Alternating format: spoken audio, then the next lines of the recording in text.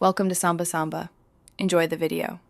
You begin by putting posture and hardware in your favor.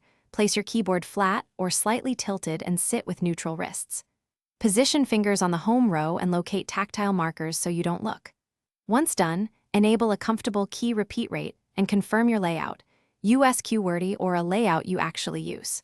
Start with slow, deliberate strokes on common keys.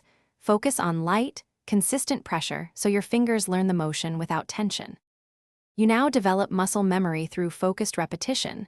Set a metronome or typing trainer and do 10-15-minute sessions 3 times daily. Practice common digraphs and modifier chords, Control plus C, Control plus V, Alt plus Tab, so your thumbs and pinkies coordinate. Once you can hit groups of keys without glancing, increase tempo in small steps and prioritize accuracy over raw speed. Make sure to alternate hands and rest. You finish by smoothing rough edges. Integrate short micro breaks, check wrist alignment, and reduce forceful keystrokes. Make small remaps for repeated commands, then practice those new patterns until fluid. Once done, simulate real tasks to cement transfer.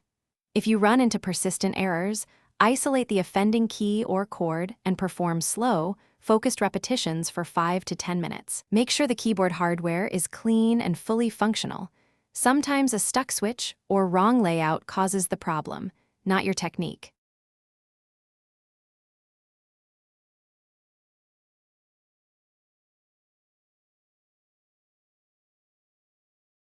Thanks for watching. Consider subscribing if we helped you.